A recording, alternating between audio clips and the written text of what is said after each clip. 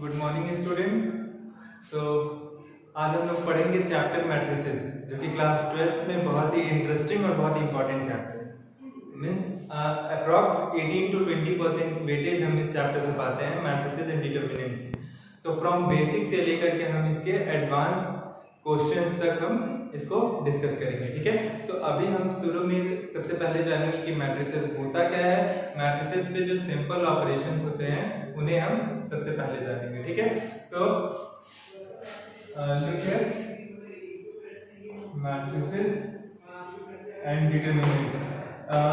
सो matrices, actually matrix होता क्या है। ठीक है, तो matrix is an rectangular array. Array क्या होता है? एरे होता है कि सेम टाइप के डेटा का कलेक्शन। सेम टाइप के डेटा के कलेक्शन को हम कहते हैं एरे। अगर सेम टाइप का डेटा का कलेक्शन, अगर जैसे हम कहते हैं सेट, सेट क्या होता है? एक वेल डिफाइंड ऑब्जेक्ट्स का कलेक्शन होता है। उसी तरीके से एरे क्या होता है कि सेम टाइप के एलिमेंट्स का कलेक्शन होता है। तो उसी कलेक्शन को जब हम एक रेक्टेंगुलर फॉर्म में प्रेजेंट करते हैं तो उसको हम क्या कहते हैं? उसको हम कहते हैं मैट्रिसेस। मींस अगर एक ग्रुप ऑफ नंबर है, जिसको हम सेलेक्ट, ग्रुप ऑफ नंबर है या फिर नंबर है, सिंबल है, कोई भी इंस्ट्रक्शन है, उसको हम रोज और कॉलम्स के फॉर्म में हम जब भी लिख रहे हैं एक फिक्स डायमेंशन में, तो उसको हम क्या कह रहे हैं? उसको हम कह रहे हैं मैट्रिक्स। जैसे कि हम कह रहे हैं कि मैट्रिक्स को ये लिखने का तरीका होता है डबल ब्रेसेस में। हमने लिखा 1 2 3 4। ये क्या है? ये एक नेचुरल नंबर है, इंटीजर्स का कलेक्शन है, जिसको हमने किस में लिखा है? रोज और कॉलम्स के फॉर्म में। रोज और कॉलम्स क्या होते हैं? जो हॉरिजॉन्टल लाइंस होती हैं, हॉरिजॉन्टल, जिसको हम कहते हैं रोज, और जो वर्टिकल होता है इसे हम कहते हैं कॉलम्स। कॉलम्स। अब देखिए, ये हो गए रो और कॉलम्स। अब हमें ये जानना होता है कि इस मैट्रिक्स का ऑर्डर क्या है। मैट्रिक्स का ऑर्डर, तो सिंपली मैट्रिक्स का order means dimension of matrix पूछ रहा है। तो डायमेंशन ऑफ मैट्रिक्स क्या होगा? यहाँ पे रोज कितने हैं? 1 2। तो सबसे पहले हम रो लिखते हैं और फिर कॉलम 1 2। तो यहाँ पे हम कॉलम, तो ये क्या हुआ? ये 2 क्रॉस 2 का एक मैट्रिक्स है। क्या है? 2 क्रॉस 2 का एक मैट्रिक्स है। अब देखिए, अगर हमें क्वेश्चन ऐसे पूछे जाते हैं कि अगर हमें 3 क्रॉस 3 या 3 क्रॉस 4 का एक मैट्रिक्स बनाना है, बस ऐसे हमें बोला है और कोई भी इंफॉर्मेशन हमें नहीं दी गई, बस हमें बोला है कि 3 क्रॉस 4 का एक मैट्रिक्स बनाना है। तो 3 क्रॉस 4 का मैट्रिक्स कैसे बनेगा? मींस 3 रोज 4 कॉलम्स। 3 रोज 4 कॉलम्स। तो हम सबसे पहले एक एलिमेंट ले लेते हैं a 1 1, a 1 2, a 1 3, a 1 4, then b, यही लिए रहते हैं, a 2 1, a 2 2, a 2 3, a 2 4, then a 3 1, a 3 2, a 3 3, a 3 4। Okay, ये हमारे हो गए एलिमेंट्स। और इसका ऑर्डर्ड पेयर क्या होगा? ऑर्डर क्या होगा मैट्रिक्स का? 3 cross 4, because there are 3 rows and 4 columns. यहाँ पे 3 रोज हैं और 4 कॉलम्स। क्लियर है? और हम इसी तरीके से इसे क्या करते हैं? इस एलिमेंट्स को डिफाइन करते हैं। a11 मतलब क्या हुआ कि first row first column, means first element, ये फर्स्ट रो का सेकंड एलिमेंट, फर्स्ट रो का थर्ड एलिमेंट, फर्स्ट रो का फोर्थ एलिमेंट, सेकंड रो का फर्स्ट एलिमेंट, सेकंड रो का सेकंड एलिमेंट, सेकंड रो का third element and second row का fourth element. अब हम क्या करेंगे? हम इस तरीके से इसे प्लेस करते हैं। ठीक है, तो ये एक हो गया 3 क्रॉस 4 का, 3 क्रॉस 4 डायमेंशन का या 3 क्रॉस 4 ऑर्डर का एक मैट्रिक्स। क्लियर है? ये होता है मैट्रिक्स। किसी भी सेम टाइप के एलिमेंट, सेम टाइप के ऑब्जेक्ट्स का कलेक्शन रोज और कॉलम्स के फॉर्म में, एक डायमेंशनल फॉर्म में जिसमें रोज और कॉलम्स हो, उसे हम क्या कहते हैं? मैट्रिक्स कहते हैं। ठीक है, क्लियर है? और ऑर्डर क्या होता है? Number of rose cross number of columns. Number of rose cross number of columns, ये क्या होता है? एक मेरे मैट्रिक्स का ऑर्डर होता है। अब कुछ टाइप्स ऑफ मैट्रिक्स हम पढ़ने जा रहे हैं कि किस किस टाइप्स के मैट्रिक्स होते हैं। ठीक है, तो टाइप्स ऑफ मैट्रिक्स अगर हमने देखा तो एक और चीज, ऑर्डर ऑफ मैट्रिक्स में हमें अगर किसी भी मैट्रिक्स का ऑर्डर पता करना होता है तो हम क्या करते हैं, रोज क्रॉस कॉलम्स करते हैं। इसको एकदम ध्यान में रखिएगा, बहुत इंपॉर्टेंट चीज है। और अब हम आते हैं इसमें टाइप्स ऑफ मैट्रिक्स। तो टाइप्स ऑफ मैट्रिक्स क्या होती है? टाइप्स ऑफ मैट्रिक्स ये होती है कि ये देखिए हमारे हमने कुछ मैट्रिक्स को डिफाइन किया गया है, कुछ मैट्रिक्स को हमने डिफाइन किया है, तो उनको हम बताते हैं कि क्या है। टाइप्स ऑफ मैट्रिक्स में फर्स्ट मैट्रिक्स है column matrix. Column matrix, column matrix का क्या मतलब होगा? कॉलम मैट्रिक्स का मींस कि इसमें सिर्फ एक कॉलम है, लाइक ए बी सी, सिर्फ एक कॉलम है, तो इसको हम क्या कहेंगे? Column matrix. ठीक है, हमें ये नहीं पता करना है कि रोज कितनी, ये नहीं देखना। अगर सिर्फ एक कॉलम है तो हमने इसे कॉलम मैट्रिक्स कर दिया। इसका ऑर्डर क्या होगा? रोज कितने हैं? 1 2 3, और कॉलम कितना है? 1, तो 4 क्रॉस 1। अगर पीछे वाला 1 है, अगर हम ऑर्डर में हमें पीछे वाला 1 दिख रहा है, क्रॉस के बाद 1 दिख रहा है, इसका मतलब ये कॉलम मैट्रिक्स है। और सेम इसी तरीके से अगर हम देखें, और सेम इसी तरीके से अगर हम देखें और यहाँ पे सिर्फ एक रो हो, सिर्फ एक रो हो ए बी सी, तो यहाँ पे हम क्या करेंगे? 1 क्रॉस 3, बिकॉज 1 रो 3 कॉलम्स। ठीक है, तो अगर हमें फर्स्ट वाला 1 दिख रहा है, इसका मतलब क्या है? ये इसका मतलब ये और रो मैट्रिक्स है, जिसमें सिर्फ एक रो हो वो रो मैट्रिक्स, और जिसमें सिर्फ एक कॉलम हो वो column matrix. Clear? Now another one is square matrix. Square matrix,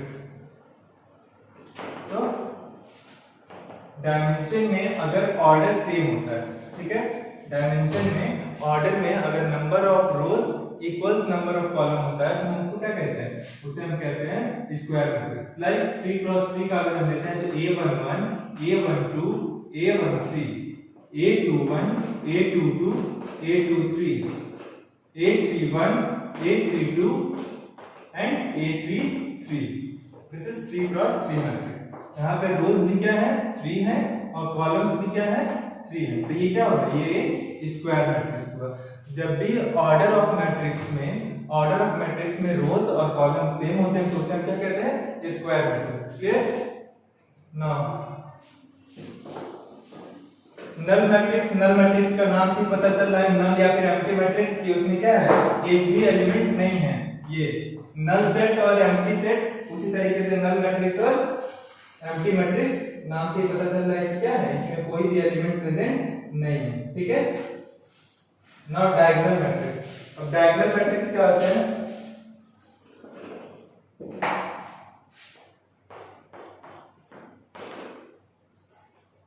diagonal matrix क्या होता है कि एक ऐसा मैट्रिक्स, कोई भी एक ऐसा मैट्रिक्स, तो सपोज हम एक 3 क्रॉस 3 का एक मैट्रिक्स लेते हैं जिसमें 3 रोज है 3 कॉलम्स होंगे, तो हम अगर 3 क्रॉस 3 का मैट्रिक्स लेते हैं, उसमें सिर्फ उसका डायगोनल जो हो वो 0 के अलावा कोई भी नंबर हो सकता है। मींस 0 नहीं हो सकता, एक्सेप्ट 0 कोई भी नंबर हो, बाकी सारे एलिमेंट 0 होने चाहिए। लाइक 1 2 3, या फिर हम एक कॉमन एग्जांपल लेते हैं जो जैसे अभी तक हम कर रहे थे, A11 A22 एंड A33, बाकी ये सारे क्या रहेंगे? 0 रहेंगे। ठीक है, या फिर एक और 3 क्रॉस 3 में एक और डायगोनल बन सकता है, क्योंकि किसी भी स्क्वायर मैट्रिक्स में उसका डायगोनल क्या होता है? 2 तरफ से बन सकता है। ये हमें पता है कि किसी भी स्क्वायर शेप का या रेक्टेंगल शेप का, किसी भी शेप का क्या होता है? 2D फिगर्स होते हैं, उसमें 2 डायगोनल्स होते हैं। तो अगर 2 डायगोनल है तो एक और कौन सा हो सकता है इसमें? 0 0 A13 0 A22 एंड A31 0 0, ये हो सकता है 3 क्रॉस 3 का एक और डायगोनल मैट्रिक्स। ठीक है, तो ये बहुत ही इंपॉर्टेंट है डायगोनल मैट्रिक्स का क्वेश्चन सॉल्व करने के लिए। आगे आता है कि डायगोनल किस तरीके से एक नॉर्मल मैट्रिक्स दे देगा, उसमें आपको सॉल्व करना होगा। कोई ऐसी मैट्रिक्स बतानी होगी कि जिस मैट्रिक्स को हम इस पे ऑपरेशन लगाएं, सपोज एडिशन का या फिर सब्ट्रैक्शन का, तो ये क्या हो, ये एक डायगोनल मैट्रिक्स बन जाए। लाइक अगर हम ये कहते हैं कि ये एक मैट्रिक्स है 2 क्रॉस 2 का, ये 2 क्रॉस 2 का एक मैट्रिक्स है, लाइक 2 3 3 2 2 क्रॉस 2 का मैट्रिक्स है। तो इसमें एक ऐसा मैट्रिक्स हमें लाना है जिसमें क्या होता है, ये जिसमें से जैसे हम इसको क्या कर सकते हैं, डायगोनल मैट्रिक्स बना सकते हैं। डायगोनल मैट्रिक्स बनाने के लिए हम क्या करेंगे, एक ऐसा मैट्रिक्स इंट्रोड्यूस कर दें। तो अगर हम क्या करें, यहाँ पे 2 1 1 2, अगर ये मैट्रिक्स को हम यहाँ पे इंट्रोड्यूस कर दें और मैट्रिक्स ए में से मैट्रिक्स बी को सब्ट्रैक्ट कर दें, तो आप देखेंगे 2 - 2 0, 3 - 1 2, 3 - 1 2 and 2 - 2 0। अब ये देखो डायगोनल मैट्रिक्स में 2 और 2 है और ये हो गया 0 और 0। तो ये इस तरीके के क्वेश्चंस को सॉल्व करने के लिए आता है कि हम डायगोनल मैट्रिक्स किसी भी मैट्रिक्स को एक ऑपरेशन लगा करके किस तरीके से उसे डायगोनल मैट्रिक्स बना सकते हैं। क्लियर ना। स्केलर मैट्रिक्स, अब स्केलर मैट्रिक्स क्या हुआ, सेम डायगोनल मैट्रिक्स जैसा ही स्केलर मैट्रिक्स होता है, लेकिन डायगोनल मैट्रिक्स में हम ये कह सकते हैं कि देखो डायगोनल मैट्रिक्स में ये क्या है, डायगोनल मैट्रिक्स में ये 1 2 3 0 0 0 0 0 0 ये हो सकता है। ठीक है, यहाँ पे कुछ और नंबर है, यहाँ पे कुछ और नंबर है, यहाँ पे कुछ और नंबर है, हमें मतलब नहीं है। बस डायगोनल में हमें क्या चाहिए, वहां पे कोई ना कोई 0 के अलावा कोई भी नंबर हमें चाहिए डायगोनल में। लेकिन अगर हम स्केलर वही कर देते हैं तो स्केलर में क्या होता है, स्केलर मैट्रिक्स हमेशा डायगोनल मैट्रिक्स होती है। देखिए एक चीज देखिए, डायगोनल मैट्रिक्स हमेशा स्केलर मैट्रिक्स नहीं होती है, लेकिन स्केलर मैट्रिक्स हमेशा डायगोनल मैट्रिक्स होती है। ठीक है, जैसे कि अब स्केलर मैट्रिक्स क्या होती है, अब हम यहां देख लेते हैं स्केलर मैट्रिक्स। तो स्केलर मैट्रिक्स में हमेशा क्या होगा, डायगोनल में जो एलिमेंट्स रहेंगे ये सेम रहेंगे, ये अलग अलग नहीं रह सकते। डायगोनल में जो भी एलिमेंट्स रहेंगे ये क्या रहेंगे, सेम रहेंगे, ये अलग अलग नहीं रह सकते। और सिर्फ डायगोनल मैट्रिक्स में हमें क्या था, डायगोनल मैट्रिक्स में यहाँ पे कोई भी एलिमेंट्स डायगोनल में रहते हैं, हमें उससे मतलब नहीं, 0 के अलावा कुछ भी रखता। लेकिन स्केलर में क्या है, स्केलर में डायगोनल तो होगा ही, लेकिन ये भी एलिमेंट्स सेम होने चाहिए, ये अलग अलग नहीं होने चाहिए। तो ये हो गया मेरा सिंपली स्केलर मैट्रिक्स। अब हमें क्वेश्चन इस पे भी आते हैं कि अगर कोई मैट्रिक्स है, पहले तो उसे हमें, अगर कोई मैट्रिक्स है उस मैट्रिक्स को हमें क्या करना है, स्केलर मैट्रिक्स में चेंज करना है।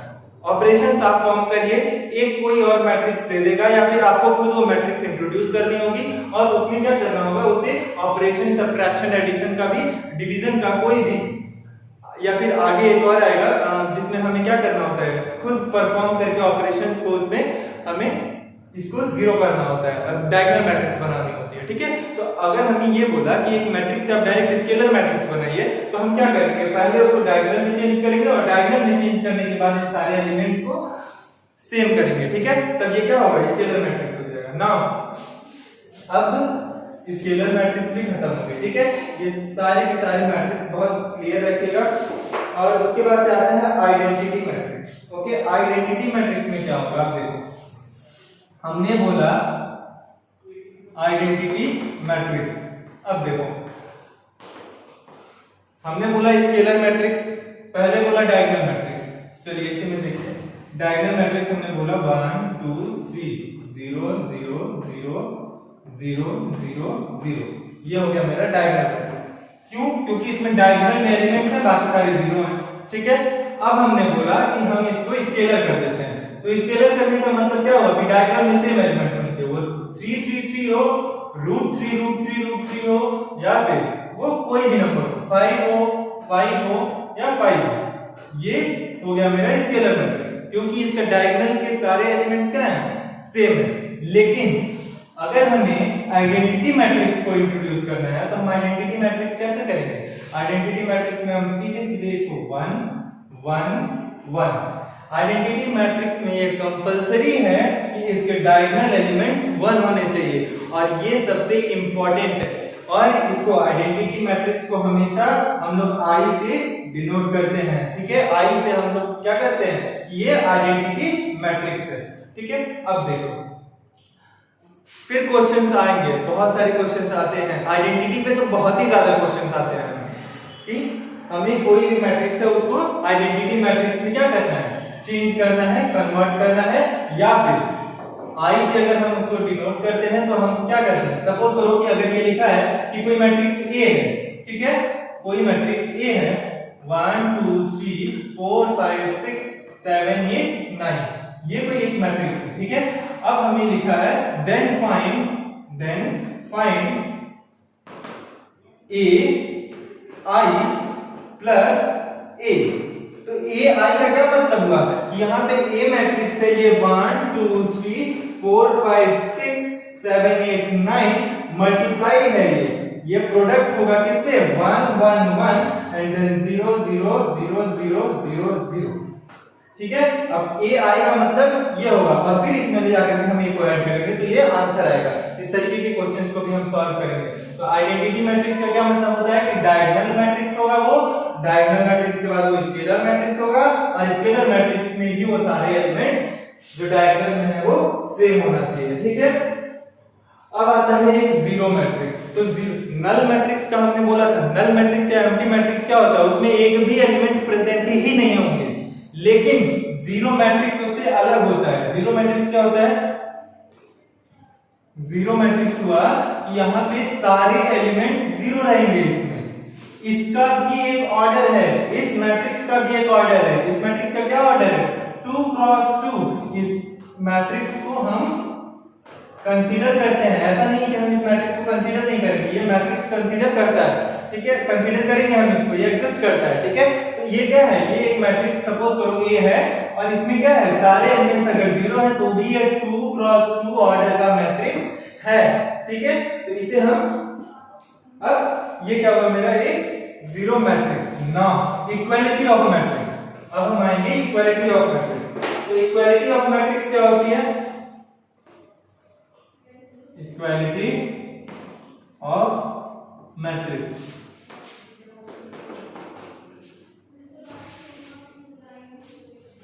ना, इक्वालिटी ऑफ मैट्रिक्स में क्या होगा, नाम से ही एकदम पता चल रहा है कि इक्वालिटी ऑफ मैट्रिक्स मतलब अगर दो मैट्रिक्स है और उन दोनों के एलिमेंट सेम है तो हम उसे क्या कहेंगे, equality of matrix. Like A is equal to 2 3 1 0 and B equals 2 3 1 0, then A equals B।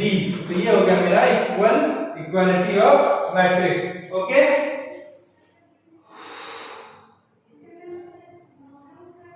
Now some examples are there, okay। देखो इक्वालिटी ऑफ मैट्रिक्स पे बहुत सारे क्वेश्चंस होते हैं, हम इक्वालिटी ऑफ मैट्रिक्स पे एक क्वेश्चन सॉल्व करने जा रहे हैं, ठीक है। और इक्वालिटी ऑफ मैट्रिक्स पे हम क्वेश्चन सॉल्व करने के बाद क्या करेंगे,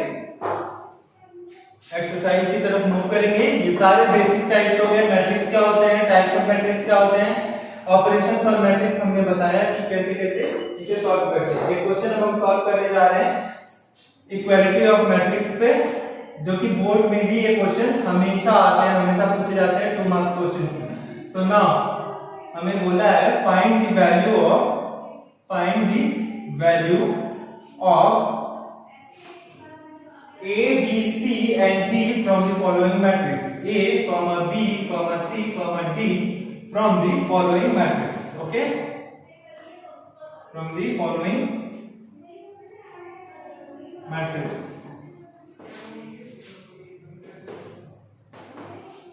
So first one is 2A plus B, 2A plus B, 5C minus D, 5C minus D, A minus 2B, A minus 2B, 4C plus 3D, 4C plus 3D equals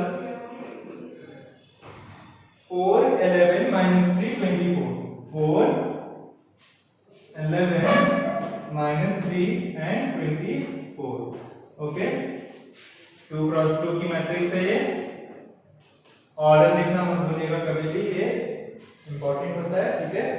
अब देखिए equality of matrix में हमने बोला कि अगर ये बताया है कि ये मैट्रिक्स इस मैट्रिक्स के इक्वल है, मींस क्या है, इसका फर्स्ट एलिमेंट सेकंड एलिमेंट के इक्वल है, इसका सेकंड एलिमेंट सेकंड एलिमेंट के इक्वल है, इसका थर्ड एलिमेंट इसके थर्ड एलिमेंट से इक्वल है और इसका फोर्थ एलिमेंट से इक्वल है, ठीक है। तो अभी हमें इक्वेशन बनाना पड़ेगा।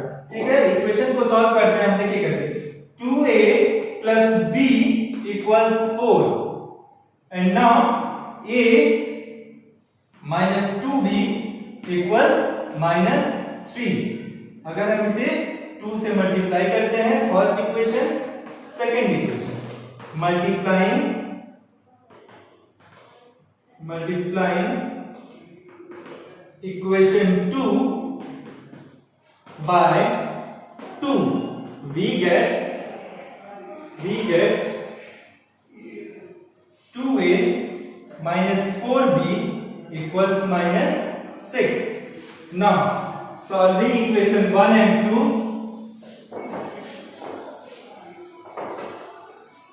solving equation 1, ये 3 बना लेते हैं इसको, solving equation 1 and 3। so here it will be 2a plus b equals 4, 2a minus 4b equals minus 6। now minus subtract करते हैं, subtracting equation 3 from equation 1, ये कट जाएगा 2a minus 2a minus minus plus, then it will be 5b equals minus minus plus, then it will be 10, then b is equal to 10 by 2 and b is equal to 10 by 5, sorry, and b is equal to 2। now putting the value of b in equation 1, putting value of b in equation 1, we get 2a plus 2 equals 4, 2a is equal to 4 minus 2, 2a is equal to 2, then a is equal to 1। अब देखिए दो equation से हमने क्या निकाल लिया, b की value 2 निकाल ली या a की वैल्यू 1 निकाल ली। सेम इसी तरीके से नीचे के दोनों इक्वेशन में हमें क्या दिया हुआ है, 5c minus d और 4c plus 3d, ठीक है, और 11 और 24 सेम इसी तरीके से हम सॉल्व करेंगे तो क्या आएगा, c की वैल्यू आएगी 3 और d की वैल्यू आएगी 4। ठीक है, सॉल्व कर लीजिएगा इक्वेशन, उसमें आएगी c की वैल्यू आएगी 3 और 4 की वैल्यू आएगी d। तो आंसर आएगा आपका a is equal to 1, b is equal to 2, c is equal to 3 and d is equal to 4। Okay clear, ये है मेरा इक्वालिटी ऑफ मैट्रिसेस का नंबर। आप अपने एनसीईआरटी से आप एक्सरसाइज 1 के सारे क्वेश्चन को सॉल्व कर लीजिए, जो भी क्वेश्चन में जिस भी क्वेश्चन में दिक्कत होता है वो आप ग्रुप पे मैसेज कर सकते हैं। अब इसके बाद से हम ऑपरेशन ऑफ मैट्रिक्स पढ़ेंगे और एक्सरसाइज 3.2 की तरफ मूव करेंगे, लॉज ऑफ मैट्रिक्स पढ़ेंगे, ठीक है, and then we will move toward the determinant. Okay, thank you so much.